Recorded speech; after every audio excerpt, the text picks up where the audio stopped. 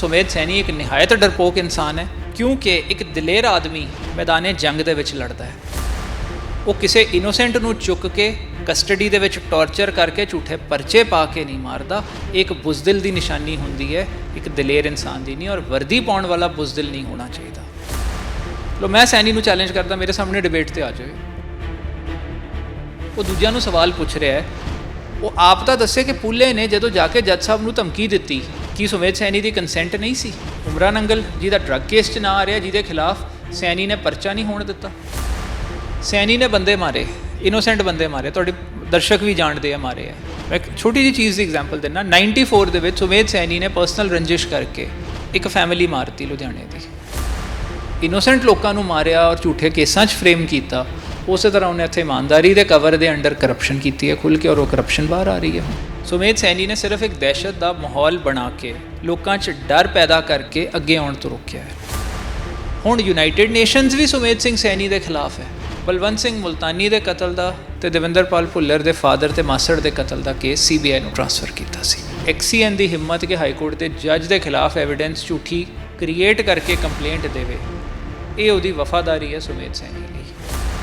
ਹੁਣ ਇਹ ਲੋਕਾਂ ਨੇ ਨਤਾਰਾ ਕਰਨਾ ਹੈ ਕਿ ਆਖਰਕਾਰ ਪੰਜਾਬ ਦੇ ਵਿੱਚ ਚੋਰ ਕੌਣ ਹੈ ਤੇ ਸਾਧ ਕੌਣ ਹੈ। ਪੰਜਾਬ ਦੇ ਸਾਬਕਾ DGP ਸੁਮੇਧ ਸਿੰਘ ਸੈਣੀ, ਜਿਨ੍ਹਾਂ ਦਾ ਨਾਮ ਵੱਖਰੇ ਵੱਖਰੇ ਮਾਮਲਿਆਂ ਦੇ ਵਿੱਚ ਸਾਹਮਣੇ ਆਉਣਾ ਸ਼ੁਰੂ ਹੁੰਦਾ ਹੈ। ਆਖਰਕਾਰ ਇਹ ਸਾਰੀ ਗੱਲ ਕਰਾਂਗੇ ਕਿ ਕਦੋਂ ਤੋਂ ਲੈ ਕੇ ਕਦੋਂ ਤੱਕ ਕਿਹੜੇ ਮਾਮਲਿਆਂ ਦੇ ਵਿੱਚ ਸੁਮੇਧ ਸਿੰਘ ਸੈਣੀ ਦਾ ਨਾਮ ਨਾਮਜ਼ਦ ਕੀਤਾ ਜਾਂਦਾ ਹੈ। ਪਿਛਲੇ ਦਿਨਾਂ ਦੇ ਵਿੱਚ ਵਿਜੀਲੈਂਸ ਬਿਊਰੋ ਦੇ ਵੱਲੋਂ ਇੱਕ FIR ਦਰਜ ਕੀਤੀ ਜਾਂਦੀ ਹੈ, ਜਿਹੜੀ FIR ਇਸ ਵੇਲੇ ਮੇਰੇ ਹੱਥ ਵਿੱਚ ਵੀ ਹੈ। FIR ਨੰਬਰ 13, ਜਿਹੜਾ ਕਿ 2 ਅਗਸਤ ਨੂੰ FIR ਦਰਜ ਕੀਤੀ ਜਾਂਦੀ ਹੈ। ਇਸ FIR ਦੇ ਅੰਦਰ ਕੀ ਹੈ? ਕਰੋੜਾਂ ਦਾ ਮਸਲਾ ਹੈ, ਕਰੋੜਾਂ ਦੀ ਜਾਇਦਾਦ, ਜਿਸ ਨੂੰ ਲੈ ਕੇ FIR ਦਰਜ ਹੁੰਦੀ ਹੈ। ਉਸ ਤੋਂ ਬਾਅਦ ਕੋਰਟ ਦੇ ਵੱਲੋਂ, ਮੋਹਾਲੀ ਕੋਰਟ ਦੇ ਵੱਲੋਂ ਇੱਕ ਪਟੀਸ਼ਨ ਪਾਈ ਜਾਂਦੀ ਹੈ, ਜਿਹੜੀ ਕਿ ਸੁਮੇਧ ਸਿੰਘ ਸੈਣੀ ਵੱਲੋਂ ਉਹ ਮੋਹਾਲੀ ਕੋਰਟ ਉਸ ਨੂੰ ਰੱਦ ਕਰ ਦਿੰਦੀ ਹੈ। ਇਸ ਤੋਂ ਬਾਅਦ ਇਹ ਵੀ ਕਿਹਾ ਜਾ ਰਿਹਾ ਹੈ ਕਿ ਅਗਾਊਂ ਜ਼ਮਾਨਤ ਲੈਣ ਦੇ ਲਈ Punjab and Haryana high court ਦੇ ਅੰਦਰ ਵੀ ਸੁਮੇਧ ਸਿੰਘ ਸੈਣੀ ਜਾ ਸਕਦੇ ਨੇ। ਪਰ ਸਾਰਾ ਮਸਲਾ ਸਮਝਣ ਦੀ ਕੋਸ਼ਿਸ਼ ਕਰਾਂਗੇ ਕਿ ਕਰੋੜਾਂ ਦੀ ਜਾਇਦਾਦ ਦਾ ਮਾਮਲਾ ਹੈ।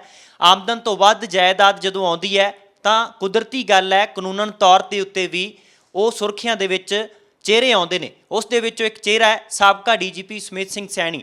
ਜਦੋਂ ਅਜਿਹੇ ਲੋਕ ਜਿਹੜੇ ਕਿ ਕਾਨੂੰਨਨ ਤੌਰ ਦੇ ਉੱਤੇ ਕਿਸੇ ਅਹੁਦੇ ਦੇ ਉੱਤੇ ਰਹਿ ਚੁੱਕੇ ਹੋਣ, ਖਾਸ ਕਰਕੇ ਪੰਜਾਬ ਪੁਲਿਸ ਦਾ ਸਭ ਤੋਂ ਉੱਤਮ ਅਹੁਦਾ DGP ਦਾ, ਔਰ ਉਸ ਦੇ ਉੱਤੇ ਰਹਿ ਕੇ ਵੀ ਅਜਿਹੀਆਂ ਗੱਲਾਂ ਸਾਹਮਣੇ ਆਉਂਦੀਆਂ ਨੇ, ਤੇ ਆਮ ਲੋਕ ਨੇ ਜਿਹੜੇ ਉਹਨਾਂ ਨੂੰ ਕਿਵੇਂ ਰੋਕਿਆ ਜਾ ਸਕਦਾ ਹੈ, ਜਾਂ ਕਰਪਸ਼ਨ ਭ੍ਰਿਸ਼ਟਾਚਾਰ ਦੇ ਉੱਤੇ ਠੱਲ ਪਾਉਣ ਦੇ ਲਈ ਹੋਰ ਕੀ ਉਮੀਦ ਕੀਤੀ ਜਾ ਸਕਦੀ ਹੈ।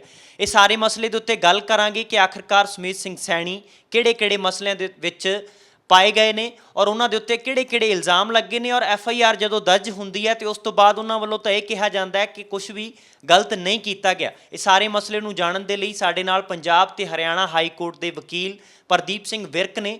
ਉਹਨਾਂ ਦੇ ਤੋਂ ਜਾਣਨ ਦੀ ਕੋਸ਼ਿਸ਼ ਕਰਾਂਗੇ ਕਿ ਆਖਰਕਾਰ ਇਹ ਘੁੰਡੀ ਜੁੜਦੀ ਕਿੱਥੇ ਹੈ। ਸਭ ਤੋਂ ਪਹਿਲਾਂ ਤੁਹਾਡਾ ਰੋਜ਼ਾਨਾ ਸਪੋਕਸਮੈਨ ਤੇ ਸਵਾਗਤ ਹੈ ਜੀ।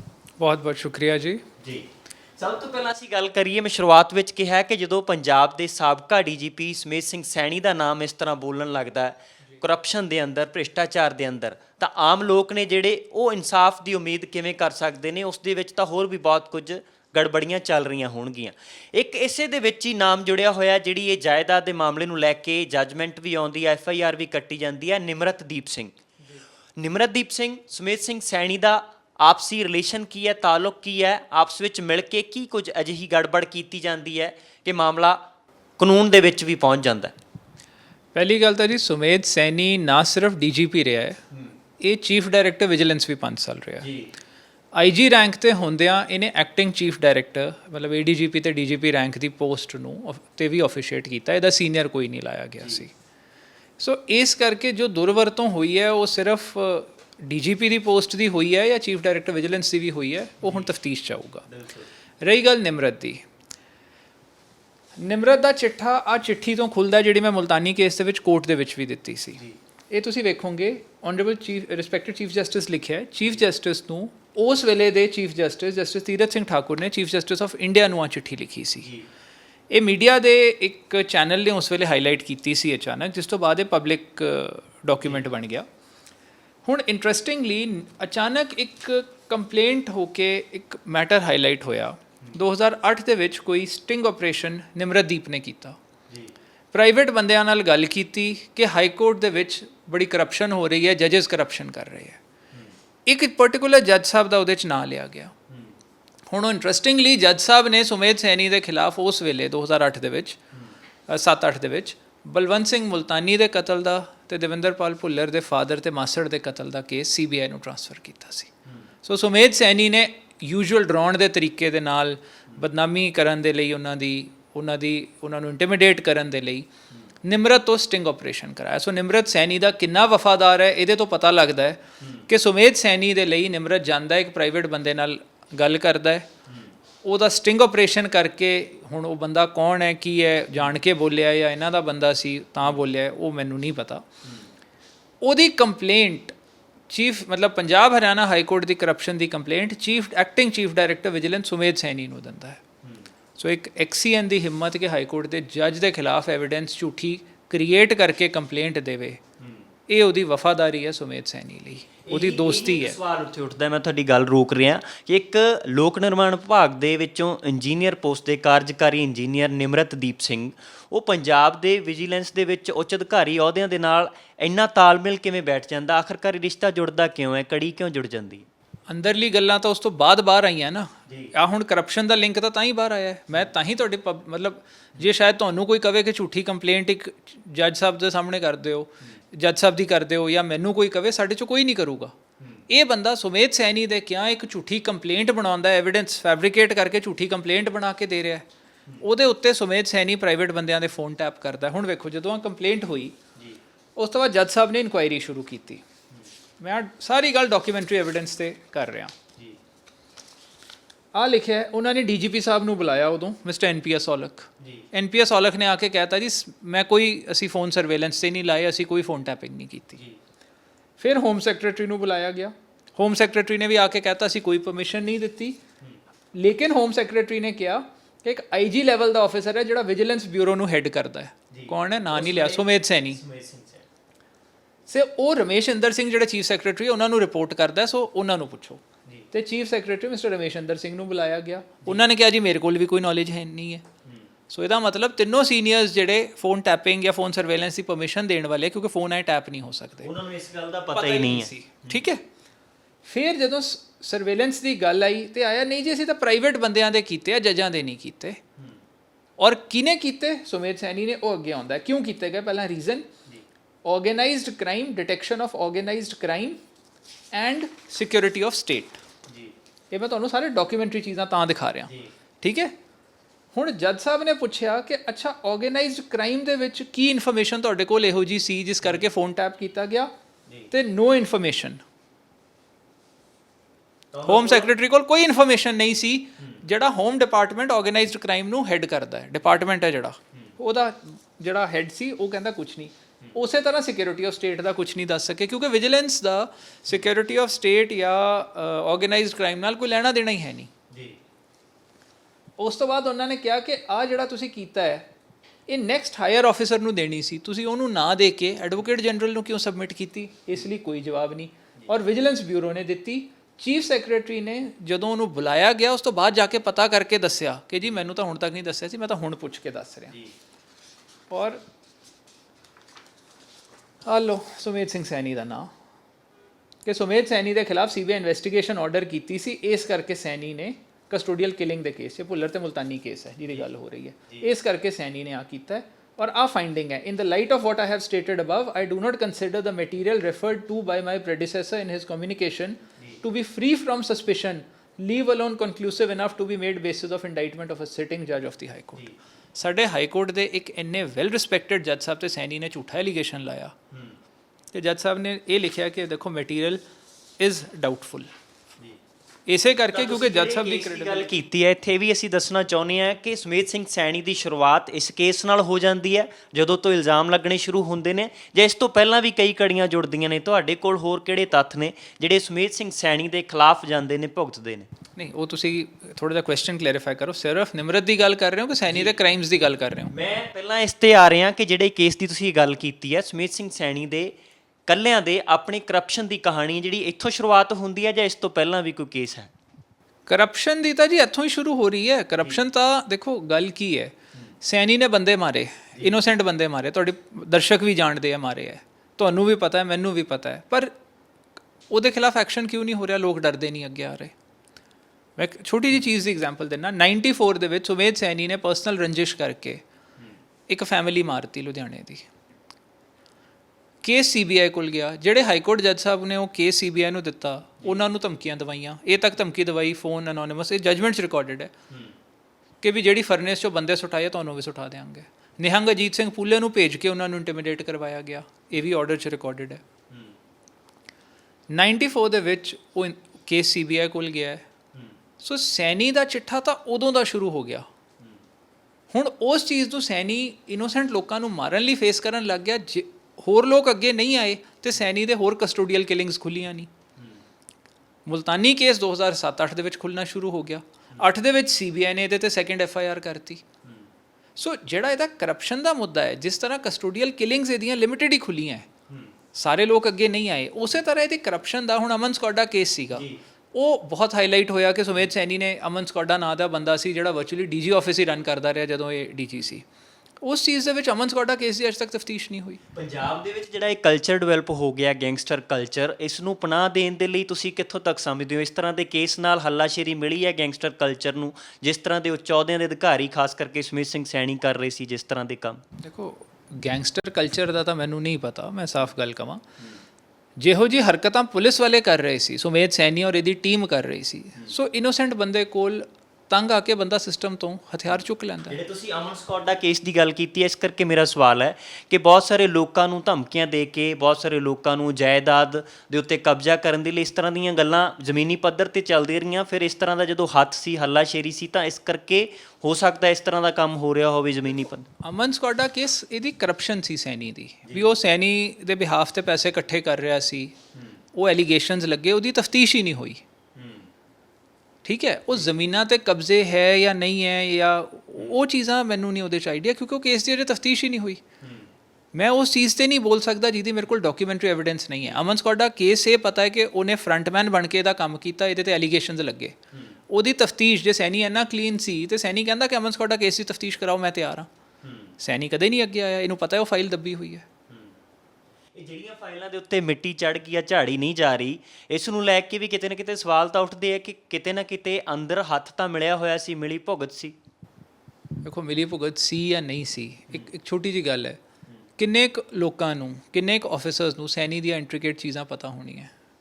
ਹੁਣ ਆ ਲੈਟਰ ਦੀ ਜਿਹੜੀ ਮੈਂ ਤੁਹਾਨੂੰ ਗੱਲ ਕੀਤੀ ਹੈ ਇੰਟਰਵਿਊ ਦੇ ਵਿੱਚ, ਇਹ ਵੀ ਤਾਂ ਮੈਂ ਕੋਰਟ ਦੇ ਵਿੱਚ ਪ੍ਰੋਡਿਊਸ ਕੀਤੀ ਹੈ ਨਾ। ਪ੍ਰੋਸੀਕਿਊਸ਼ਨ ਕੋਲ ਕੀ ਸੀ? ਪ੍ਰੋਸੀਕਿਊਸ਼ਨ ਨੇ ਮੁਲਤਾਨੀ ਕੇਸ ਦੀ ਤਫਤੀਸ਼ ਦੇ ਵਿੱਚ ਮੁਲਤਾਨੀ ਕੇਸ 'ਤੇ ਫੋਕਸ ਕਰਨਾ ਹੈ, ਉਹਨਾਂ ਨੇ ਇਹੋ ਜਿਹੀਆਂ ਚੀਜ਼ਾਂ 'ਤੇ ਫੋਕਸ ਨਹੀਂ ਕਰਨਾ।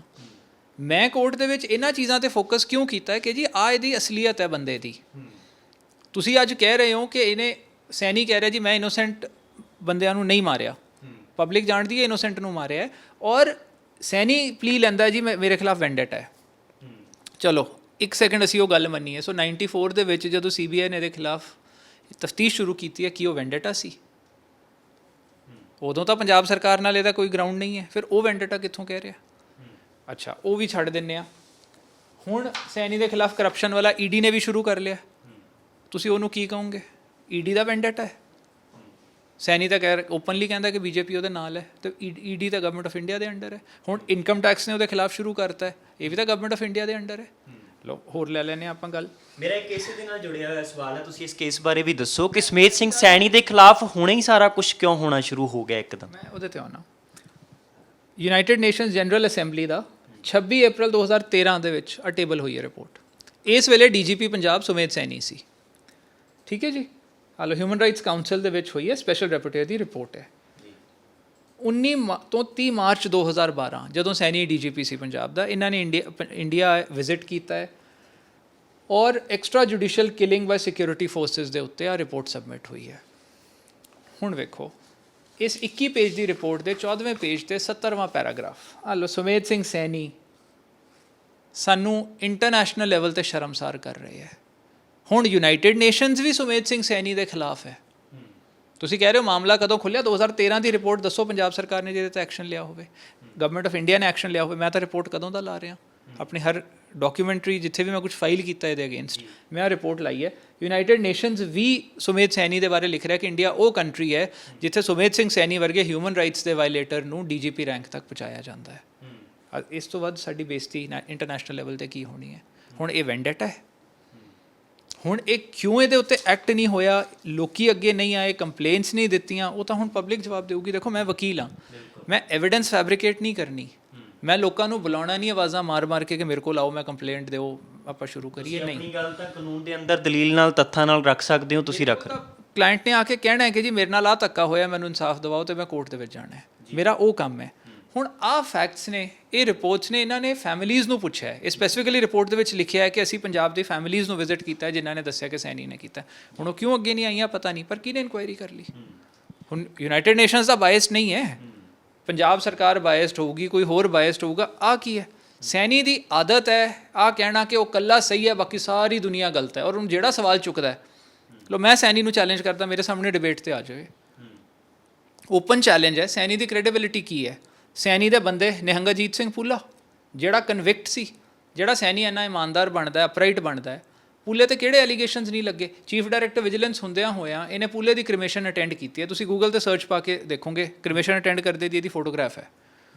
ਹੁਣ ਕਿਸ ਤਰ੍ਹਾਂ ਸੁਮੇਧ ਸਿੰਘ ਸੈਣੀ ਇਹ ਕਹਿ ਸਕਦਾ ਕਿ ਉਹਦੇ ਕਲੀਨ ਕ੍ਰੈਡੈਂਸ਼ੀਅਲਸ ਨੇ? ਉਹ ਦੂਜਿਆਂ ਨੂੰ ਸਵਾਲ ਪੁੱਛ ਰਿਹਾ ਹੈ। ਉਹ ਆਪ ਤਾਂ ਦੱਸੇ ਕਿ ਪੁੱਲੇ ਨੇ ਜਦੋਂ ਜਾ ਕੇ ਜੱਜ ਸਾਹਿਬ ਨੂੰ ਧਮਕੀ ਦਿੱਤੀ, ਕੀ ਸੁਮੇਧ ਸੈਣੀ ਦੀ ਕੰਸੈਂਟ ਨਹੀਂ ਸੀ? ਜੇ ਕੰਸੈਂਟ ਨਹੀਂ ਸੀ ਤਾਂ ਸੁਮੇਧ ਸੈਣੀ ਅਗਲੇ ਦਿਨ ਇੱਕ ਐਪਲੀਕੇਸ਼ਨ ਫਾਈਲ ਕਰਦਾ ਕੋਰਟ ਦੇ ਵਿੱਚ ਕਿ ਜੀ ਮੈਂ ਤਾਂ ਇਹਨੂੰ ਨਹੀਂ ਭੇਜਿਆ, ਆਪਦੀ ਮਰਜ਼ੀ ਨਾਲ ਆਇਆ, ਮੈਂ ਅਪੋਲੋਜਾਈਜ਼ ਕਰਦਾ। ਸੈਣੀ ਦਾ ਤਾਂ ਇੰਨਾ ਲਿੰਕ ਹੈ ਕਿ ਉਸ ਇਨਸੀਡੈਂਟ ਦੇ 95 ਦੇ ਇਨਸੀਡੈਂਟ ਤੋਂ ਬਾਅਦ 2008 as chief acting chief director ਉਹਦੀ ਕ੍ਰਿਮੇਸ਼ਨ ਅਟੈਂਡ ਕਰ ਰਿਹਾ 13 ਸਾਲ ਬਾਅਦ ਵੀ। ਸੋ ਸੈਣੀ ਦਾ ਕਿੰਨਾ ਡੀਪ ਲਿੰਕ ਹੈ। ਔਰ ਉਸ ਵੇਲੇ ਪੁੱਲਾ ਕੀ ਸੀ? ਇੱਕ ਕਨਵਿਕਟ। ਸੋ ਸੈਣੀ ਦੇ ਕਨਵਿਕਟ ਨਾਲ ਲਿੰਕਸ ਹੈ। ਚਲੋ ਦੂਜੀ ਚੀਜ਼ ਤੇ ਆ ਜਾਓ, ਸੈਣੀ ਦੇ ਨਾਲ ਦੇ ਅਫਸਰ ਕਿਹੜੇ ਹੈ? ਉਮਰਾ ਨੰਗਲ ਜਿਹਦਾ ਡਰੱਗ ਕੇਸ 'ਚ ਨਾ ਆ ਰਿਹਾ, ਜਿਹਦੇ ਖਿਲਾਫ ਸੈਣੀ ਨੇ ਪਰਚਾ ਨਹੀਂ ਹੋਣ ਦਿੱਤਾ, ਜਿਹਨੇ ਉਹੀ ਉਮਰਾ ਨੰਗਲ ਜਿਹਨੇ ਇੱਕ ਪਾਠੀ ਚੁੱਕ ਕੇ ਮਾਰਤਾ ਗੁਰਦਾਸਪੁਰ ਤੋਂ। ਉਹ ਫੈਮਿਲੀ 2007 ਤੋਂ ਔਨ ਰਿਕਾਰਡ ਕੰਪਲੇਂਟ ਦੇ ਰਹੀ ਸੀ, 2013 'ਚੋਂ ਹਾਈ ਕੋਰਟ ਆ ਗਏ, 25 ਸਾਲਾਂ ਬਾਅਦ ਉਸ ਕੇਸ 'ਚ SIT ਬਣੀ ਹੈ। ਉਹ ਸੈਣੀ ਨੇ ਕੀ ਕਰ ਲਿਆ ਉਸ ਕੇਸ ਦੇ ਵਿੱਚ, ਮੈਨੂੰ ਦੱਸੋ? ਸੁਮੇਧ ਸੈਣੀ ਨੇ ਉਸ ਉਮਰਾ ਨੰਗਲ ਦੇ ਖਿਲਾਫ ਪਰਚਾ ਨਹੀਂ ਹੋਣ ਦਿੱਤਾ। ਫਾਈਨਲੀ ਹਾਈ ਕੋਰਟ ਨੇ SIT ਬਣਾਈ ਹੈ ਉਸ ਕੇਸ ਦੇ ਵਿੱਚ। ਉਹੀ ਉਮਰਾ ਨੰਗਲ ਨੇ ਇੱਕ ਕਿਰਪਾਲ ਸਿੰਘ ਰੰਧਾਵਾ ਆਈ ਥਿੰਕ ਉਹਨਾਂ ਦਾ ਨਾਂ ਹੈ, ਉਹਨਾਂ ਨੂੰ ਝੂਠੇ ਰੇਪ ਕੇਸ 'ਚ ਇੰਪਲੀਕੇਟ ਕੀਤਾ। ਕੀ ਐਕਸ਼ਨ ਲੈ ਲਿਆ ਸੈਣੀ ਨੇ ਉਮਰਾ ਨੰਗਲ ਦੇ ਖਿਲਾਫ? ਹੋਰ ਆਪਾਂ ਕਿਹੜੇ ਪ੍ਰੂਫ ਲੱਭੀ? ਅੱਛਾ, ਫਿਰ ਸੁਰਜੀਤ ਗਰੇਵਾਲ ਸੁਮੇਧ ਸੈਣੀ ਦਾ ਸੱਜਾ ਹੱਥ, ਉਹ ਕਨਵਿਕਟਡ ਹੈ, ਵਿਜੀਲੈਂਸ ਦੇ ਵਿੱਚ ਪ੍ਰਾਈਮ ਪੋਸਟਿੰਗ 'ਤੇ ਰਿਹਾ ਸੁਰਜੀਤ ਗਰੇਵਾਲ, ਉਹਨੂੰ ਕਨਵਿਕਸ਼ਨ ਹੋਈ ਹੈ ਕਰਪਸ਼ਨ ਦੇ ਵਿੱਚ, ਉਹ ਵਿਜੀਲੈਂਸ 'ਚ ਰਿਹਾ। ਹੁਣ ਇਹ ਡਰੱਗਸ ਦੇ ਵਿੱਚ ਇਨਵੋਲਵਡ ਆਫਿਸਰਸ ਨੂੰ ਜਾਂ ਕਰਪਟ ਆਫਿਸਰਸ ਨੂੰ ਸੈਣੀ ਕਿਉਂ ਬਚਾ ਰਿਹਾ? ਜੇ ਇਹਨੂੰ ਹਿੱਸੇ ਨਹੀਂ ਜਾ ਰਹੇ ਹੋਣੇ, ਹੋਰੇ ਕਿਉਂ ਬਚਾ ਰਿਹਾ ਸੀ? ਔਰ ਜੇ ਉਹ ਹਿੱਸੇ ਜਾ ਰਹੇ ਸੀ, ਆ ਬਾਹਰ ਆ ਰਹੇ ਆ ਹੁਣ ਸਾਰੇ। ਨਿਮਰਤ ਨੇ ਜੱਜਿਸ ਦੇ ਖਿਲਾਫ ਜੇ ਕੰਪਲੇਂਟ ਦੇਣੀ ਸੀ ਤਾਂ ਸੁਮੇਧ ਸੈਣੀ ਨੂੰ ਕਿਉਂ ਦਿੱਤੀ, ਹੋਰ ਕਿਸੇ ਨੂੰ ਨਾ ਦੇਤੀ? ਤਾਂ ਜਿਹੜੀਆਂ ਇਹ ਪਰਤ ਦਰ ਪਰਤ ਗੱਲਾਂ ਖੋਲ ਰਹੇ ਨੇ ਪ੍ਰਦੀਪ ਸਿੰਘ ਵਿਰਕ, ਪੰਜਾਬ ਹਰਿਆਣਾ ਹਾਈ ਕੋਰਟ ਦੇ ਵਕੀਲ ਨੇ, ਤੱਥਾਂ ਦੇ ਆਧਾਰ ਦੇ ਉੱਤੇ, ਦਲੀਲ ਦੇ ਨਾਲ ਇਹ ਸਾਰੀਆਂ ਗੱਲਾਂ ਸਬੂਤਾਂ ਦੇ ਆਧਾਰ ਦੇ ਉੱਤੇ ਕੀਤੀਆਂ ਜਾ ਰਹੀਆਂ ਨੇ। ਬਹੁਤ ਸਾਰੀਆਂ ਗੱਲਾਂ ਦੀਆਂ ਪਰਤਾਂ ਇਸ ਇੰਟਰਵਿਊ ਦੇ ਵਿੱਚ ਖੁੱਲ੍ਹ ਰਹੀਆਂ ਨੇ। ਸੁਮੇਧ ਸਿੰਘ ਸੈਣੀ ਦੇ ਖਿਲਾਫ ਜੋ ਕੁਝ ਹੁਣ ਤੱਕ ਆਇਆ ਔਰ ਜੋ ਨਹੀਂ ਆਇਆ ਸੀ ਉਹ ਵੀ ਇਹ ਸਾਹਮਣੇ ਲੈ ਕੇ ਆਏ ਨੇ। ਸਾਰੀਆਂ ਚਿੱਠੀਆਂ ਔਰ ਸਾਰੇ ਜਿਹੜੇ ਡਾਕੂਮੈਂਟ ਨੇ ਇਹ ਗਵਾਹ ਨੇ, ਇਹ ਸਬੂਤ ਨੇ। ਇਸੇ ਨੂੰ ਲੈ ਕੇ ਮੇਰਾ ਹੁਣ ਆਪਾਂ ਲੇਟੈਸਟ ਕੇਸ ਦੀ ਗੱਲ ਕਰੀਏ ਜਿਹੜਾ ਕਿ ਨਿਮਰਤਦੀਪ ਸਿੰਘ ਦਾ ਔਰ ਸੁਮੇਧ ਸਿੰਘ ਸੈਣੀ ਦੀ ਮਿਲੀ ਭੁਗਤ, ਕਿਉਂਕਿ ਇਹ FIR ਜਾਂ ਜੱਜਮੈਂਟ ਵੀ ਇਹੀ ਗੱਲ ਕਹਿ ਰਹੀ ਹੈ ਕਿ ਇਸ ਦੇ ਵਿੱਚ ਕਰੋੜਾਂ ਦੀ ਜਾਇਦਾਦ ਦਾ ਮਸਲਾ ਹੈ, ਜਿਸ ਦੇ ਵਿੱਚ ਆਮਦਨ ਨਾਲੋਂ ਵੱਧ ਜਾਇਦਾਦ ਹੈ। ਪਟੀਸ਼ਨ ਪਾਈ ਜਾਂਦੀ ਹੈ ਔਰ ਰੱਦ ਕਰ ਦਿੱਤੀ ਹੈ ਮੋਹਾਲੀ ਕੋਰਟ ਨੇ। ਇਹ ਸਾਰੇ ਮਸਲੇ ਦੇ ਵਿੱਚ ਕੇਸ ਦੇ ਵਿੱਚ ਕੀ ਸੀ ਔਰ ਕਿਹੜੀ ਕੋਠੀ ਦਾ ਰੌਲਾ ਸੀ ਜਿਸ ਦੇ ਵਿੱਚ ਕਿਰਾਏਦਾਰ ਵੀ ਕਿਹਾ ਜਾ ਰਿਹਾ ਔਰ ਦੂਜੇ ਪਾਸੇ ਖਰੀਦਦਾਰ ਵੀ ਕਿਹਾ ਜਾ ਰਿਹਾ, ਇਹ ਸਾਰਾ ਮਸਲਾ ਕੀ ਹੈ? ਜੀ ਮੈਂ ਐਕਸਪਲੇਨ ਕਰਦਾ। ਕੀ ਹੁੰਦਾ ਹੈ ਜਦੋਂ ਕਿਸੇ ਬੰਦੇ ਨੇ ਆਪਣੀ ਕਰਪਸ਼ਨ ਨੂੰ ਜਸਟੀਫਾਈ ਕਰਨਾ ਹੈ, ਉਹਨੂੰ ਕੁਛ ਨਾ ਕੁਛ ਪ੍ਰਾਪਰਟੀ ਖਰੀਦਣ ਲਈ ਜਾਂ ਤਾਂ ਟੋਟਲੀ ਬੇਨਾਮੀ ਪ੍ਰਾਪਰਟੀ ਹੋਊਗੀ ਜਾਂ ਉਹਨੇ ਕੁਛ ਨਾ ਕੁਛ ਪੇਮੈਂਟ ਕੀਤੀ ਹੁੰਦੀ ਹੈ ਸ਼ੋਅ ਕਰਨ ਦੇ ਲਈ ਕਿ ਆਹ ਪ੍ਰਾਪਰਟੀਜ਼ ਦੇ ਵਿੱਚੋਂ ਇੰਨੀ ਮੈਂ ਟ੍ਰਾਂਸਫਰ ਆਪਣੇ ਨਾਲ ਕਰਾਵਾਂਗਾ ਹੌਲੀ ਹੌਲੀ। ਹੁਣ ਇਸ ਕੇਸ ਦੇ ਵਿੱਚ ਸੁਮੇਧ ਸੈਣੀ ਰੈਂਟ ਦੇ ਉੱਤੇ ਇੱਕ ਘਰ ਲੈਂਦਾ ਹੈ, ਹਾਊਸ ਨੰਬਰ 3048 ਸੈਕਟਰ 20 ਚੰਡੀਗੜ੍ਹ। ਹੁਣ ਵੇਖੋ ਸੈਣੀ ਨੂੰ ਸਾਰੇ ਬੰਦੇ ਚੰਡੀਗੜ੍ਹ ਦੇ ਛੱਡ ਕੇ ਉਹ ਨਿਮਰਤਦੀਪ ਹੀ ਮਿਲਿਆ ਜਿਹਦੀ ਇਹਨੇ ਕੋਠੀ ਕਿਰਾਏ 'ਤੇ ਲਈ। 2.5 lakh per month agreement decide ਹੁੰਦਾ ਹੈ। ਹੁਣ ਇੱਕ ਦੋ ਥਾਵਾਂ 'ਤੇ ਇਹ ਵੀ ਆ ਰਿਹਾ ਕਿ ਉਹ ਸਿਰਫ ਫਸਟ ਫਲੋਰ ਦਾ ਰੈਂਟ ਸੀ, ਪੂਰੇ ਘਰ ਦਾ ਨਹੀਂ, ਪਰ ਚਲੋ ਅਸੀਂ ਮੰਨਦੇ ਹਾਂ 2.5 ਲੱਖ ਪੂਰੇ ਘਰ ਦਾ ਜੇ ਰੈਂਟ ਹੋਵੇ। 30 ਲੱਖ ਰੁਪਇਆ ਸਾਲ ਦਾ। ਇੱਕ ਪਲੇਨ ਪੇਜ 'ਤੇ ਉਹ ਐਗਰੀਮੈਂਟ ਲਿਖਿਆ ਜਾਂਦਾ ਹੈ, ਨਿਮਰਤ ਦੇ ਫਾਦਰ ਦੇ ਨਾਂ ਉਹ ਕੋਠੀ ਹੈ। ਔਰ ਉਸ ਐਗਰੀਮੈਂਟ ਦੇ ਵਿੱਚ ਸੁਮੇਧ ਸੈਣੀ ਮਤਲਬ ਕੋਈ ਵਿਟਨੈਸ ਨਹੀਂ, ਉਹ ਬੈਕ ਡੇਟਡ ਇੱਕ ਡਾਕੂਮੈਂਟ ਤਿਆਰ ਕੀਤਾ ਚੀਜ਼ਾਂ ਨੂੰ ਜਸਟੀਫਾਈ ਕਰਨ ਲਈ। ਹੁਣ ਜਦੋਂ ਤੁਸੀਂ ਦੇਖੋ ਨਿਮਰਤ ਦੀ ਤਫਤੀਸ਼ ਦੇ ਵਿੱਚ ਕਰਪਸ਼ਨ ਦੀ ਗੱਲ ਆਈ ਤੇ ਨਿਮਰਤ ਦੀਆਂ 1/4/2004 ਤੋਂ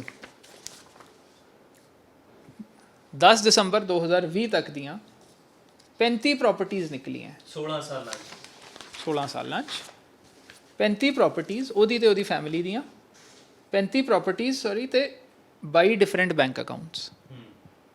ਠੀਕ ਹੈ ਜੀ, ਇਹ ਕੋਰਟ ਦੇ ਸਾਹਮਣੇ ਰੱਖੇ ਗਏ। ਹੁਣ ਇਹ ਸਾਰੇ ਨਿਮਰਤ ਦੇ ਹੈ ਜਾਂ ਸੈਣੀ ਦੇ ਬੇਨਾਮੀ ਹੈ, ਕੀ ਰੋਲ ਹੈ ਪਤਾ ਨਹੀਂ। ਹੁਣ ਜੇ ਸੈਣੀ ਨੇ 30 ਲੱਖ ਰੁਪਏ ਸਾਲ ਦੇ ਉਹਦੇ ਤੇ ਰੈਂਟ ਲਿਆ ਹੈ ਤੇ ਦੋ ਚੀਜ਼ਾਂ ਇਹਦੇ ਜ਼ਰੂਰੀ ਹੈ। ਪਹਿਲੀ ਗੱਲ ਤਾਂ ਉਹਨੂੰ 10% TDS ਘਟਾ ਕੇ ਇਨਕਮ ਟੈਕਸ ਨੂੰ ਇਨਫੋਰਮ ਕਰਨਾ ਹੈ। ਇੱਥੇ ਇਨਕਮ ਟੈਕਸ ਨੂੰ ਇਨਫੋਰਮੇਸ਼ਨ ਨਹੀਂ ਹੈ। 10% TDS ਸੈਣੀ ਨੇ ਨਹੀਂ ਕੱਟਿਆ, 3 ਸਾਲ ਹੋ ਗਏ ਕੋਠੀ 'ਚ ਰਹਿੰਦੇ। ਸੋ ਇਹਦਾ ਮਤਲਬ ਰੈਂਟ ਕਦੇ ਦੇ ਹੀ ਨਹੀਂ ਰਿਹਾ ਸੀ। ਇਹਦੇ ਉਲਟ 6 ਕਰੋੜ 40 ਲੱਖ ਰੁਪਈਆ ਸੁਮੇਧ ਸੈਣੀ ਨੇ ਟ੍ਰਾਂਸਫਰ ਕੀਤਾ ਨਿਮਰਤ ਦੇ ਅਕਾਊਂਟ ਦੇ ਵਿੱਚ। ਹੁਣ ਮੈਨੂੰ ਦੱਸੋ ਜੇ ਉਹਨੇ ਰੈਂਟ ਹੀ ਦੇਣਾ ਸੀ ਤੇ 6 ਕਰੋੜ 40 ਲੱਖ ਕਿਉਂ ਦਿੱਤਾ? ਇਹ ਕਿਹੜੇ ਖਾਤੇ ਤੋਂ ਕਿਹੜੇ ਖਾਤੇ ਵਿੱਚ ਟ੍ਰਾਂਸਫਰ ਕੀਤਾ? ਆ ਰਿਹਾ ਅਕਿਊਜ਼ ਨਿਮਰਤਦੀਪ ਔਰ ਉਹਦੇ ਫਾਦਰ ਸੁਰਿੰਦਰਜੀਤ ਸਿੰਘ ਜਸਪਾਲ ਜੀ, ਉਹਦੇ ਫਾਦਰ ਦੇ ਵਿੱਚ ਸੁਮੇਧ ਸਿੰਘ ਸੈਣੀ ਦੇ ਅਕਾਊਂਟ 'ਚੋਂ ਗਿਆ ਹੈ। ਆਹ ਅਕਾਊਂਟ ਡਿਟੇਲਸ ਨੇ ਜਿੱਥੋਂ ਗਿਆ ਤੇ ਜਿੱਥੇ ਪਿਆ। 6 ਕਰੋੜ 40 ਲੱਖ ਟੋਟਲ ਅਮਾਊਂਟ ਹੈ। ਹੁਣ ਜੇ ਆਪਾਂ ਰੈਂਟ ਦੀ ਗੱਲ ਕਰੀਏ 3 ਸਾਲਾਂ ਦਾ 90 ਲੱਖ ਰੈਂਟ ਹੈ ਜੀ। ਠੀਕ ਹੈ, TDS ਉਹਨੇ ਕੱਟਿਆ ਨਹੀਂ, TDS ਤੇ ਵੀ ਮੈਂ ਆ ਜਾਣਾ, ਉਹ ਵੀ ਕੋਰਟ ਨੇ ਕਿਹਾ। ਔਰ ਸੁਮੇਧ ਸੈਣੀ ਦੀ ਆਹ ਪਲੀ ਤੇ ਜ਼ਰੂਰ ਫੋਕਸ ਕਰਿਓ ਜੀ। ਸੁਮੇਧ ਸੈਣੀ ਨੇ ਪੈਰਾ ਨੰਬਰ 7 ਦੇ ਵਿੱਚ ਆਪਣੀ ਬੇਲ ਐਪਲੀਕੇਸ਼ਨ ਤੇ ਲਿਖਿਆ ਹੈ ਕਿ ਮੇਰਾ ਕੋਈ petitioner has no acquaintance with his aforesaid co-accused Nimratdeep and Surinderjeet Singh Jaspal and had not met them except at the time of executing the rent agreement to sell in the year 2018-19। Sumedh Saini ਦਾ ਕਹਿਣਾ ਹੈ ਉਹ ਨਿਮਰਤ ਨੂੰ ਕਦੇ ਮਿਲਿਆ ਹੀ ਨਹੀਂ। ਉਹ ਨਿਮਰਤ ਜਿਹੜਾ ਸੁਮੇਧ ਸਿੰਘ ਸੈਣੀ ਦੇ ਕਿਹਾ ਜਾਂਦਾ ਹੈ ਤੇ ਇੱਕ ਹਾਈ ਕੋਰਟ ਦੇ ਸਿਟਿੰਗ ਜੱਜ ਦੇ ਖਿਲਾਫ ਝੂਠਾ ਐਲੀਗੇਸ਼ਨ ਲਵਾਉਂਦਾ ਹੈ ਔਰ ਸੁਮੇਧ ਸੈਣੀ ਨੂੰ ਕੰਪਲੇਂਟ ਦਿੰਦਾ ਹੈ ਜਿਹਦੇ ਤੇ ਮਿਲਿਆ ਨਹੀਂ। ਤੇ ਖਾਤਿਆਂ 'ਚ ਪੈਸੇ ਟ੍ਰਾਂਸਫਰ ਕਿਵੇਂ ਹੋ ਰਹੇ ਨੇ? ਖਾਤਿਆਂ 'ਚ ਪੈਸੇ ਟ੍ਰਾਂਸਫਰ ਸੈਣੀ ਕਰ ਰਿਹਾ, ਕਹਿੰਦਾ ਕਿ 2018 ਦੇ ਐਗਰੀਮੈਂਟ ਤੋਂ ਕਿਤੇ ਕਾਰਨ ਕਰ ਰਿਹਾ ਮੈਂ। ਇਹ ਤਾਂ 18-19 ਦੇ ਟ੍ਰਾਂਜੈਕਸ਼ਨਸ ਆ ਗਏ ਨਾ ਜੀ। ਪਰ ਮੈਂ ਮੇਨ ਚੀਜ਼ ਆ ਲੈਣਾ ਕਿ ਜੇ 18-19 ਦੀ ਗੱਲ ਅਸੀਂ ਮੰਨ ਲਈਏ ਫਿਰ ਉਦੋਂ ਕੰਪਲੇਂਟ ਕਿਹਨੇ ਕੀਤੀ ਸੀ? ਨਿਮਰਤ ਦੇ ਭੂਤ ਨੇ। ਸੈਣੀ ਦੀ ਆਹੀ ਖੂਬੀ ਹੈ, ਹਰ ਜਗ੍ਹਾ ਆਪਣਾ ਸਟੈਂਡ ਬਦਲਦਾ ਹੈ ਔਰ ਤੁਹਾਡੀ ਪਬਲਿਕ ਉਹਦੀ ਸੱਚਾਈ ਜਾਣਦੀ। ਇਨੋਸੈਂਟ ਬੰਦਿਆਂ ਨੂੰ ਜਿਹੜਾ ਬੰਦਾ ਆਪਣੀ ਵਰਦੀ ਦੇ ਧਰਮ ਨਾਲ ਜਿਹੜਾ ਦਗਾ ਕਰ ਜੇ ਉਹ ਕਿਹਦੇ ਨਾਲ ਸਿੰਸੀਅਰ ਹੋ ਸਕਦਾ ਹੈ? ਆ ਲਓ ਕੋਰਟ ਨੇ ਆ ਫਾਈਂਡਿੰਗ ਦਿੱਤੀ ਹੈ ਕਿ ਇੱਕ ਕਵਰ ਅਪ ਹੈ ਪੁਰਾਣੇ ਫਾਈਨੈਂਸ਼ੀਅਲ ਟ੍ਰਾਂਜੈਕਸ਼ਨਸ ਦਾ ਜਿਹੜਾ ਇਹਨੇ ਐਗਰੀਮੈਂਟ ਬਣਾਇਆ ਹੈ। ਹੁਣ ਸਭ ਤੋਂ ਇੰਟਰਸਟਿੰਗ ਇਨਕਮ ਟੈਕਸ ਵਾਲੀ ਜਿਹੜੀ ਮੈਂ ਗੱਲ ਕਹਿ ਰਿਹਾ, ਆ ਦੇਖੋ ਇਨਕਮ ਟੈਕਸ ਐਕਟ ਦੇ ਵਿੱਚ ਸੈਕਸ਼ਨ 194 ਦੇ ਅੰਡਰ ਇਹ ਪ੍ਰੋਵਾਈਡਡ ਹੈ ਕਿ 10% TDS ਕੱਟਣਾ ਹੈ। ਇਹਨੇ ਕਦੇ TDS ਕੱਟਿਆ ਹੀ ਨਹੀਂ। ਹੁਣ ਸੈਣੀ ਦਾ ਕਹਿਣਾ ਹੈ ਕਿ ਉਹਦੇ ਤੇ ਝੂਠਾ ਕੇਸ ਬਣਾਇਆ ਗਿਆ ਹੈ। ਚਲੋ ਝੂਠਾ ਕੇਸ ਬਣਾਇਆ ਹੈ, ਸੋ ਇਨਕਮ ਟੈਕਸ ਵੀ ਝੂਠਾ ਕਰ ਰਹੀ ਹੈ ਸੈਣੀ ਦੇ ਨਾਲ, ਐਨਫੋਰਸਮੈਂਟ ਡਾਇਰੈਕਟਰੇਟ ED ਜਿਹਨੂੰ ਕਹਿੰਦੇ ਆ ਉਹ ਵੀ ਝੂਠਾ ਕਰ ਰਹੀ ਹੈ, ਇਕੱਲਾ ਸੈਣੀ ਸੱਚਾ ਹੈ। ਪੰਜਾਬ ਸਰਕਾਰ ਤੋਂ ਜ਼ਿਆਦਾ ਤਾਂ ਸੈਂਟਰਲ ਏਜੰਸੀਜ਼ ਦਾ ਰੋਲ ਆ ਗਿਆ ਹੁਣ ਔਰ ਇਹਦੇ ਨਾਲ ਸੈਣੀ ਦੀ ਕਰਪਸ਼ਨ ਹੀ ਇਹਦੀ ਮਨੀ ਲਾਂਡਰਿੰਗ ਤੱਕ ਬਾਹਰ ਆ ਰਹੀ ਹੈ। ਇਹ ਮੈਂ ਸ਼ੁਰੂ ਤੋਂ ਕਹਿਣਾ ਕਿ ਹੁਣ ਅਜੇ ਅਮਨ ਸਕੌਡਾ ਕੇਸ ਖੋਲ੍ਹ ਲਓ, ਉਹਦੇ 'ਚ ਵੀ ਸੈਣੀ ਦਾ ਬੜਾ ਕੱਚਾ ਚਿੱਠਾ ਨਿਕਲਿਆ ਹੋਊਗਾ। ਸੋ ਇਸ ਕਰਕੇ ਕਿਤੇ ਵੀ ਸੁਮੇਧ ਸਿੰਘ ਸੈਣੀ ਵਰਗੇ ਆਫਿਸਰਸ ਜਿਹੜੇ ਹੈਗੇ ਹੈ ਵਰਦੀ ਦੀ ਦੁਰਵਰਤੋਂ ਕਰਕੇ ਜਿਹੜੇ ਬੰਦੇ ਨੇ ਇਨੋਸੈਂਟ ਬੰਦਿਆਂ ਨੂੰ ਮਾਰਤਾ ਅੱਤਵਾਦ ਨਾਲ ਲੜਨ ਦੇ ਨਾਂ 'ਤੇ, ਝੂਠੇ ਪਰਚੇ ਪਾਤੇ, ਉਹ ਬੰਦੇ ਨੇ ਜੇ ਕਰਪਸ਼ਨ ਨਹੀਂ ਕਰਨੀ ਤਾਂ ਹੋਰ ਕੀ ਕਰਨਾ ਹੈ? ਆ ਵੀ ਦੇਖੋ ਆਪਣੇ ਸਾਹਮਣੇ ਆ ਗਈਆਂ ਚੀਜ਼ਾਂ। ਹੁਣ ਹੌਲੀ ਹੌਲੀ ਹੋਰ ਫੈਕਟਸ ਬਾਹਰ ਆਉਣਗੇ, ਅਜੇ ਤਾਂ ਸ਼ੁਰੂਆਤ ਹੈ। ਹੁਣ ਆ ਨਹੀਂ ਪਤਾ ਜਿਹੜੀਆਂ 35 ਪ੍ਰਾਪਰਟੀਆਂ ਨਿਮਰਤ ਤੇ ਉਹਦੀ ਫੈਮਿਲੀ ਦੀਆਂ ਹੈਗੀਆਂ ਉਹਦੇ 'ਚੋਂ ਕਿੰਨੀ ਸੈਣੀ ਦੀਆਂ, ਕਿਉਂਕਿ 6 ਕਰੋੜ 40 ਲੱਖ ਜੇ ਟ੍ਰਾਂਸਫਰ ਹੋਇਆ ਤਾਂ ਬਲੈਕ ਦਾ ਕਿੰਨਾ ਟ੍ਰਾਂਜੈਕਸ਼ਨ ਹੋਇਆ ਹੋਣਾ ਪਤਾ ਨਹੀਂ। 6 ਕਰੋੜ 40 ਲੱਖ ਘਰ ਲਈ ਨਹੀਂ ਹੈ, ਸੋ ਆਬਵੀਅਸਲੀ ਦੂਜੇ ਪ੍ਰਾਪਰਟੀਆਂ ਨੂੰ ਲੈ ਕੇ ਐਗਰੀਮੈਂਟਸ ਇਹਨੇ ਕਰਨੇ ਹੋਣੇ। ਇਸ ਮਸਲੇ ਵਿੱਚ ਪੰਜਾਬ ਦੀ ਹੋਮ ਮਿਨਿਸਟਰੀ ਦਾ ਰੋਲ ਕੀ ਰਿਹਾ ਹੁਣ ਤੱਕ? ਤੁਸੀਂ ਇਸ ਕੇਸ ਨੂੰ ਬਖੂਬੀ ਜਾਣਦੇ ਹੋ, ਅੰਦਰ ਤੱਕ ਗਏ ਹੋ, ਬਹੁਤ ਕੁਝ ਕੱਢ ਕੇ ਲਿਆਂਦਾ ਬਾਹਰ। ਹੋਮ ਮਿਨਿਸਟਰੀ ਨੇ ਇਸ ਵੇਲੇ ਉਦੋਂ ਤੋਂ ਲੈ ਕੇ ਹੁਣ ਤੱਕ ਕੀ ਰੋਲ ਨਿਭਾਇਆ? ਦੇਖੋ ਪੰਜਾਬ ਦੇ ਹੋਮ ਡਿਪਾਰਟਮੈਂਟ ਵੱਲੋਂ ਤਾਂ ਪੁਲਿਸ ਇਨਵੈਸਟੀਗੇਸ਼ਨ ਹੈ ਨਾ ਜਿਹੜੀ FIR ਮੁਲਤਾਨੀ ਕੇਸ ਦੇ ਵਿੱਚ ਹੋਈ ਹੈ। ਹੁਣ ਉਹ ਮੁਲਤਾਨੀ ਕੇਸ ਨੂੰ ਵੀ ਜੇ ਅਸੀਂ ਲਈਏ ਤਾਂ ਮੁਲਤਾਨੀ ਕੇਸ CBI ਨੇ ਰਜਿਸਟਰ ਕੀਤਾ ਸੀ 2008 'ਚ। ਉਹ ਇੱਕ ਟੈਕਨੀਕਲ ਇਸ਼ੂ ਤੋਂ ਕੁਆਸ਼ ਹੋਇਆ ਸੁਪਰੀਮ ਕੋਰਟ ਤੋਂ। ਉਹਨਾਂ ਨੇ ਕਿਹਾ ਦੁਬਾਰਾ ਕੰਪਲੇਂਟ ਦੇ ਕੇ ਪ੍ਰੋਸੈਸ ਆਫ ਲਾਅ ਸ਼ੁਰੂ ਕਰ ਲਓ। ਠੀਕ ਹੈ, ਸੈਣੀ DGP ਬਣ ਗਿਆ 2 ਮਹੀਨੇ ਬਾਅਦ। ਸੋ ਕਿਹਨੇ ਕੰਪਲੇਂਟ ਦੇਣੀ ਸੀ? ਦਸੰਬਰ 2011 'ਚ ਕੁਆਸ਼ ਹੋਇਆ ਔਰ 2 ਮਹੀਨੇ ਬਾਅਦ ਸੈਣੀ DGP ਸੀ। ਸੋ ਇਸ ਕਰਕੇ ਉਹ ਕੇਸ ਕਦੇ ਦੁਬਾਰਾ ਕੰਪਲੇਂਟ ਉਹ ਦੇ ਹੀ ਨਹੀਂ ਸਕੇ। ਜਦੋਂ ਉਹਨਾਂ ਨੇ ਦਿੱਤੀ ਹੈ ਪੰਜਾਬ ਸਰਕਾਰ ਨੇ FIR ਕਰਤੀ। ਚਲੋ 302 ਉਹਨਾਂ ਨੇ ਨਹੀਂ ਲਾਈ, ਕੋਰਟ ਨੇ ਲਾਤੀ। ਹੁਣ ਉਹਦੇ ਵਿੱਚ ਜੇ ਆਪਾਂ ਲਈਏ, ਹੋਮ ਮਿਨਿਸਟਰੀ ਨੇ ਸਿਰਫ ਇਹਦੇ ਖਿਲਾਫ ਤਫਤੀਸ਼ ਸ਼ੁਰੂ ਕੀਤੀ। ਬਰਗਾੜੀ ਬਾਈਬਲ ਕਲਾਂ ਦੀ ਤਫਤੀਸ਼ ਪੈਂਡਿੰਗ ਹੈ ਜੀ, ਉਹਦੇ ਵਿੱਚ ਮੈਂ ਕੁਝ ਕਮੈਂਟ ਨਹੀਂ ਕਰ ਸਕਦਾ, ਉਹ ਕੀ SIT ਕਰ ਰਹੀ ਹੈ ਕੀ ਨਹੀਂ ਪਤਾ ਨਹੀਂ। ਹੁਣ ਵਿਜੀਲੈਂਸ ਨੇ ਵੀ ਸ਼ੁਰੂ ਕਰਤੀ। Vigilance directory secretary vigilance department ਦੇ ਅੰਡਰ ਹੁੰਦੀ ਹੈ। ਆਈ ਥਿੰਕ ਚੀਫ ਸੈਕਟਰੀ ਹੈ ਸੈਕਟਰੀ ਵਿਜੀਲੈਂਸ ਹੁਣ ਵੀ, ਜਨਰਲੀ ਚੀਫ ਸੈਕਟਰੀ ਹੁੰਦੇ ਆ। ਸੋ ਹੁਣ ਕੀ ਤਫਤੀਸ਼ ਹੈ, ਹੋਰ ਕੀ ਇਨਫੋਰਮੇਸ਼ਨ ਡਿਗ ਆਊਟ ਕਰਦੇ ਆ। ਪਹਿਲਾਂ ਨਿਮਰਤ ਦੇ ਖਿਲਾਫ ਇਨਵੈਸਟੀਗੇਸ਼ਨ ਸ਼ੁਰੂ ਹੋਈ ਸੀ, ਉਹਦੀ ਇਨਵੈਸਟੀਗੇਸ਼ਨ ਦੇ ਵਿੱਚ ਸੁਮੇਧ ਸੈਣੀ ਦੀ ਕਰਪਸ਼ਨ ਆਈ। ਹੁਣ ਸੁਮੇਧ ਸੈਣੀ ਇੱਕ ਪਬਲਿਕ ਸਰਵੈਂਟ ਹੈ, ਸੋ ਨੈਚੁਰਲੀ ਇਹਦੇ ਤੇ ਅੱਡ ਪਰਚਾ ਬਣਦਾ। ਹੁਣ ਸੁਮੇਧ ਸੈਣੀ ਦੇ ਖਿਲਾਫ ED ਨੇ, ਜੋ ਅਖਬਾਰਾਂ 'ਚ ਵੀ ਆਇਆ ਹੈ, ਅਕਾਊਂਟ ਸੀਲ ਕਰਤੇ। ਜੇ ED ਕੋਲ ਕੋਈ ਪ੍ਰੂਫ ਹੀ ਹੈ ਨਹੀਂ ਤੇ ED ਨੇ ਕਿਉਂ ਸੀਲ ਕੀਤੇ? ਸੋ ਅੱਜ ਗੱਲ ਫਿਰ ਉੱਥੇ ਹੀ ਆ ਗਈ ਕਿ ਸੁਮੇਧ ਸੈਣੀ ਨੇ ਜਿਸ ਤਰ੍ਹਾਂ ਇਨੋਸੈਂਟ ਲੋਕਾਂ ਨੂੰ ਮਾਰਿਆ ਔਰ ਝੂਠੇ ਕੇਸਾਂ 'ਚ ਫਰੇਮ ਕੀਤਾ, ਉਸੇ ਤਰ੍ਹਾਂ ਉਹਨੇ ਇੱਥੇ ਇਮਾਨਦਾਰੀ ਦੇ ਕਵਰ ਦੇ ਅੰਡਰ ਕਰਪਸ਼ਨ ਕੀਤੀ ਹੈ ਖੁੱਲ੍ਹ ਕੇ, ਔਰ ਉਹ ਕਰਪਸ਼ਨ ਬਾਹਰ ਆ ਰਹੀ ਹੈ। ਹੁਣ ਇਹ ਸਾਰੀ ਚਿੱਠੀ ਤੁਸੀਂ ਕੱਢ ਕੇ ਲਿਆਏ ਹੋ, ਬੜੀ ਬਖੂਬ ਮਿਹਨਤ ਕੀਤੀ ਹੋਣੀ ਆ, ਪਰ ਪੰਜਾਬ ਦੇ ਲੋਕਾਂ ਨੂੰ ਇਹ ਸਮਝਣ ਦੀ ਲੋੜ ਹੈ ਕਿ ਕਿਸ ਤਰ੍ਹਾਂ ਅਹੁਦਿਆਂ ਦੇ ਉੱਤੇ ਬੈਠ ਕੇ ਸੰਵਿਧਾਨਕ ਅਹੁਦਿਆਂ ਦੇ ਉੱਤੇ ਦੁਰਵਰਤੋਂ ਕੀਤੀ ਜਾਂਦੀ ਹੈ। ਹੁਣ ਤੱਕ ਕਿ ਕਿੰਨੀਆਂ ਚਿੱਠੀਆਂ ਔਰ ਕਿੰਨੇ ਦਸਤਾਵੇਜ਼ ਬਾਹਰ ਨਿਕਲ ਕੇ ਆਏ ਨੇ ਜਿਹੜੇ ਕਿ ਐਡਵੋਕੇਟ ਪ੍ਰਦੀਪ ਵਿਰਕ ਹੋਰਾਂ ਨੇ ਲੈ ਕੇ ਆਂਦੇ ਨੇ, ਔਰ ਉਹਨਾਂ ਦੇ ਇਹਨਾਂ ਡਾਕੂਮੈਂਟ, ਇਹਨਾਂ ਤੱਥਾਂ ਦੇ ਆਧਾਰ ਦੇ ਉੱਤੇ ਆਉਣ ਵਾਲੇ ਸਮੇਂ ਦੇ ਉੱਤੇ ਹੋਰ ਕੀ ਕਾਰਵਾਈ ਹੋਵੇਗੀ, ਆਉਣ ਵਾਲਾ ਸਮਾਂ ਦੱਸੇਗਾ। ਇਸ ਤੋਂ ਇਲਾਵਾ ਕੋਈ ਹੋਰ ਤੁਹਾਨੂੰ ਗੱਲ ਲੱਗਦਾ ਹੋਵੇ ਕਿ ਸੁਮੇਧ ਸਿੰਘ ਸੈਣੀ ਦੇ ਮਾਮਲੇ ਦੇ ਵਿੱਚ ਕੋਈ ਗੱਲ ਰਹਿ ਗਈ ਹੈ ਕਰਨ ਵਾਲੀ? ਕਿਉਂਕਿ ਸਾਡੀ ਕੋਸ਼ਿਸ਼ ਹੈ ਕਿ ਅਸੀਂ ਉਹ ਜਨਤਾ ਤੱਕ ਹਰ ਗੱਲ ਲੈ ਕੇ ਜਾਈਏ ਜਿਹੜੀ ਕਿ ਪਰਦੇ ਦੇ ਪਿੱਛੇ ਹੋ ਰਹੀ ਹੈ। ਦੋ ਚੀਜ਼ਾਂ ਪੁਆਇੰਟ ਆਊਟ ਕਰ ਦੇਣਾ। ਪਹਿਲੀ ਗੱਲ ਤਾਂ ਸੁਮੇਧ ਸਿੰਘ ਸੈਣੀ ਦਾ ਤਾਂ ਬਹੁਤ ਕੁਝ ਅਜੇ ਬਾਹਰ ਆਉਣਾ ਹੈ, ਜਿਹਨੂੰ ਕਹਿੰਦੇ ਟਿਪ ਆਫ ਦੀ ਆਈਸਬਰਗ, ਉਹ ਹੈ, ਇਹ ਤਾਂ ਸ਼ੁਰੂਆਤ ਹੈ। ਅਜੇ ਅੱਗੇ ਵੇਖੋ ਕੀ ਇਹਦਾ ਨਿਕਲਦਾ ਹੈ। ਸੁਮੇਧ ਸੈਣੀ ਨੇ ਸਿਰਫ ਇੱਕ ਦਹਿਸ਼ਤ ਦਾ ਮਾਹੌਲ ਬਣਾ ਕੇ ਲੋਕਾਂ 'ਚ ਡਰ ਪੈਦਾ ਕਰਕੇ ਅੱਗੇ ਆਉਣ ਤੋਂ ਰੋਕਿਆ ਹੈ। ਲੋਕੀ ਅੱਗੇ ਨਹੀਂ ਆਏ ਤਾਂ ਇਹਦਾ ਚਿੱਠਾ ਨਹੀਂ ਕਦੇ ਖੁੱਲਿਆ। ਔਰ ਮੈਂ ਸ਼ੁਰੂ ਤੋਂ ਹਰ ਚੈਨਲ ਤੇ ਹਰ ਇੰਟਰਵਿਊ 'ਚ ਕਿਹਾ ਕਿ ਸੁਮੇਧ ਸੈਣੀ ਇੱਕ ਨਿਹਾਇਤ ਡਰਪੋਕ ਇਨਸਾਨ ਹੈ, ਕਿਉਂਕਿ ਇੱਕ ਦਲੇਰ ਆਦਮੀ ਮੈਦਾਨੇ ਜੰਗ ਦੇ ਵਿੱਚ ਲੜਦਾ ਹੈ।